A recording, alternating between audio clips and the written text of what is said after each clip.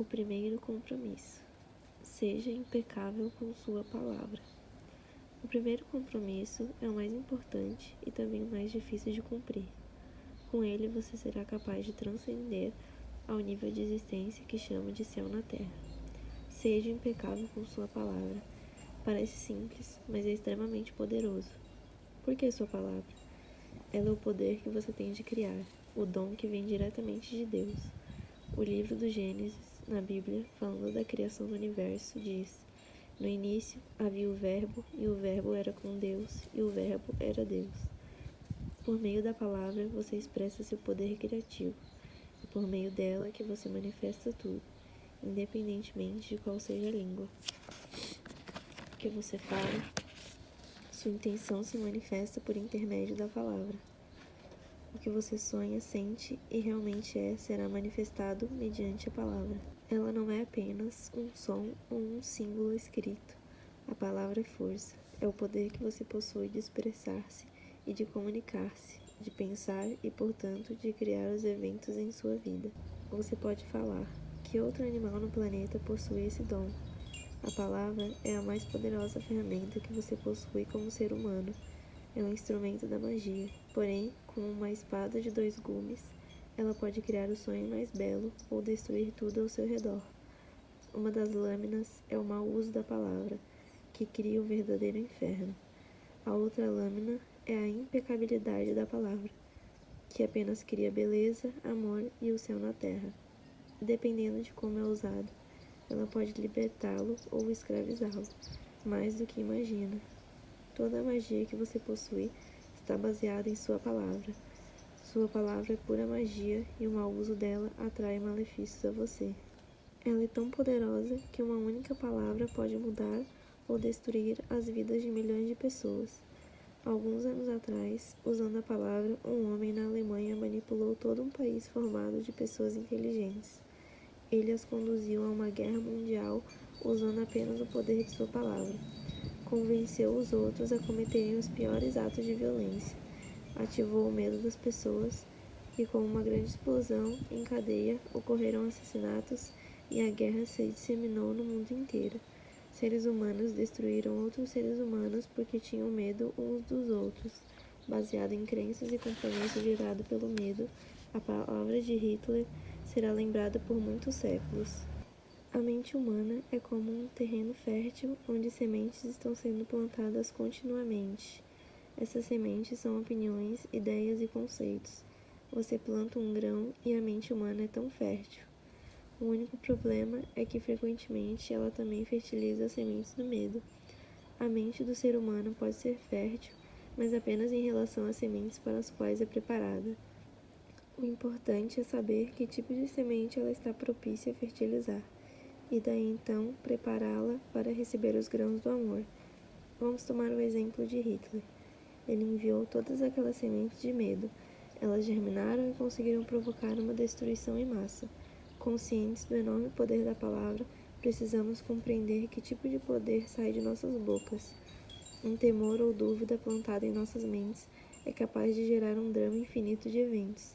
A palavra é como um encantamento, e os seres humanos costumam usá-la como feiticeiros, encantando impensadamente uns aos outros. Cada ser humano é um mágico. Através da palavra, podemos não só encantar, como libertar alguém de um encantamento. Lançamos feitiços a todo instante com nossas opiniões. Quer um exemplo? Vejo um amigo e lhe dou uma opinião que acabou de passar por minha mente. Digo, estou vendo no seu rosto aquela mesma cor das pessoas que vão ter câncer. Se ele me ouvir e concordar, irá desenvolver a doença em menos de um ano. Esse é o poder da palavra. Durante nossa domesticação, nossos pais e irmãos deram opiniões a nosso respeito sem sequer refletir. Acreditamos nessas opiniões e vivemos com medo delas, como, por exemplo, não ser bom em natação, em outro esporte ou na arte de escrever. Alguém diz, veja, aquela menina é feia. Ela escuta, acredita e cresce com a ideia de que é feia. Não importa quão bonita ela seja, enquanto mantiver esse compromisso consigo mesma, irá acreditar que é feia. Esse é o encantamento que a atinge.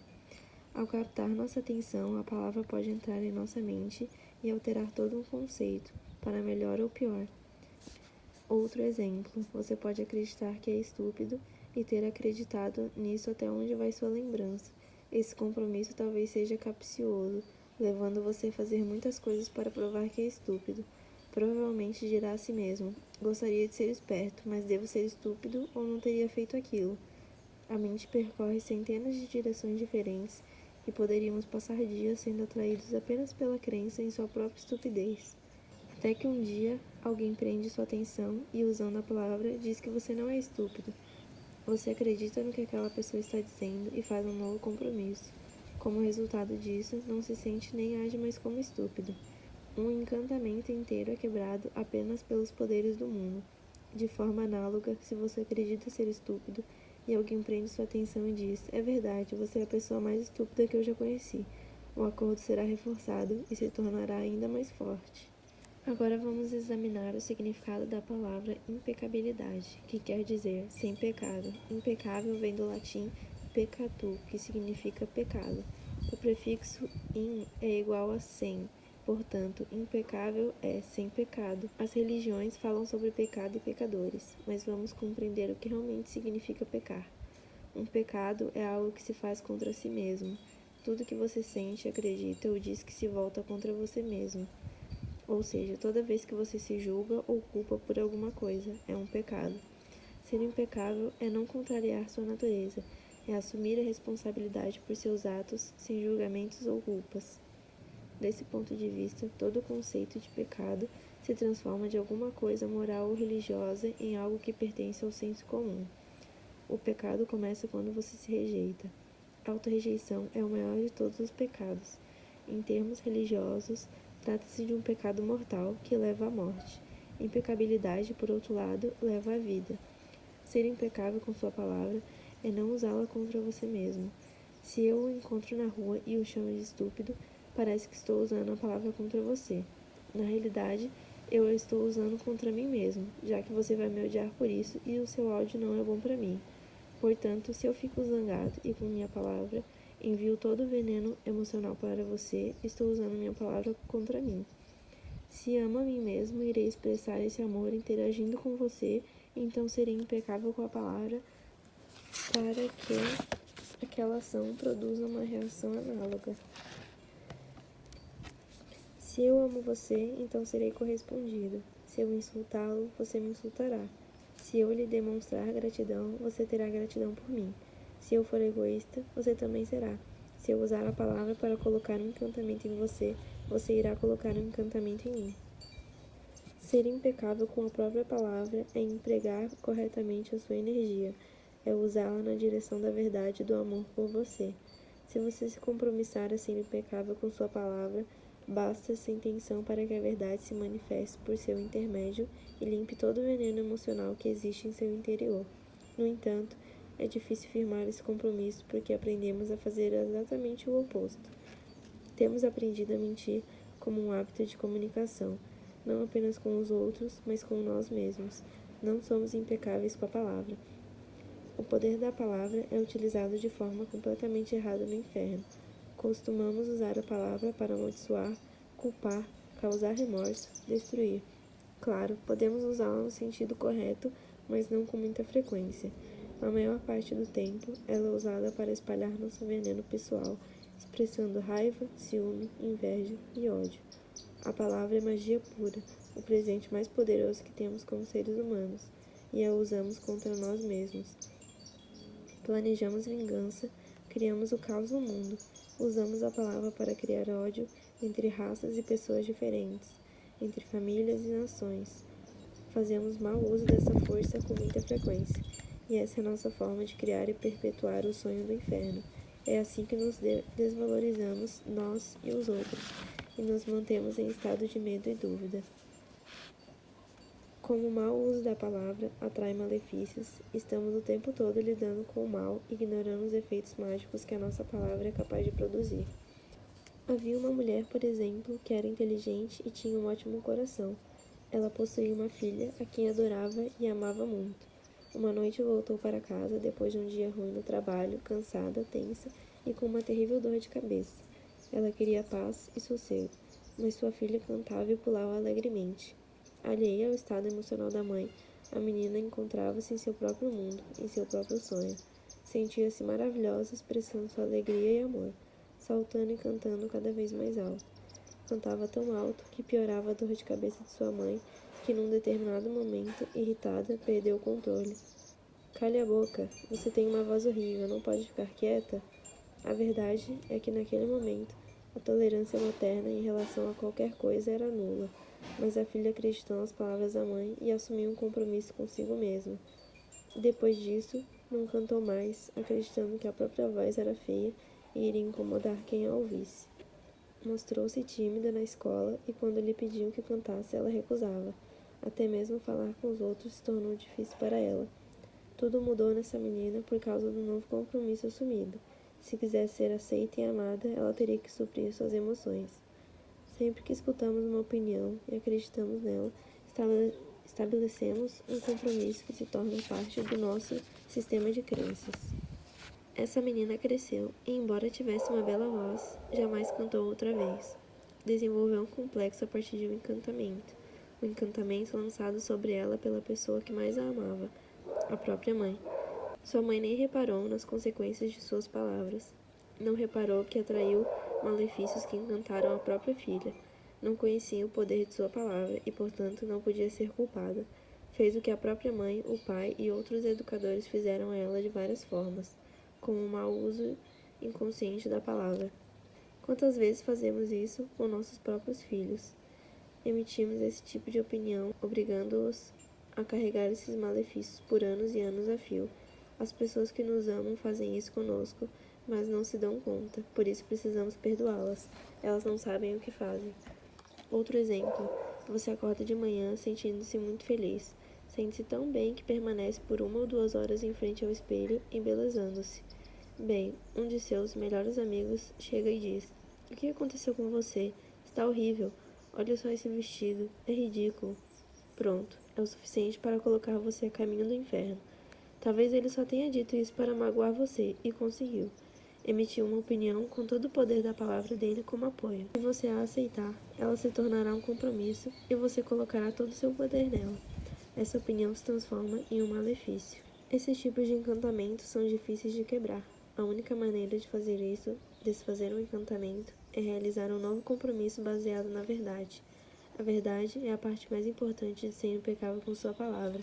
De um lado do fio da espada estão as mentiras, que criam malefícios, e do outro está a verdade, que possui o poder de quebrar esse encantamento.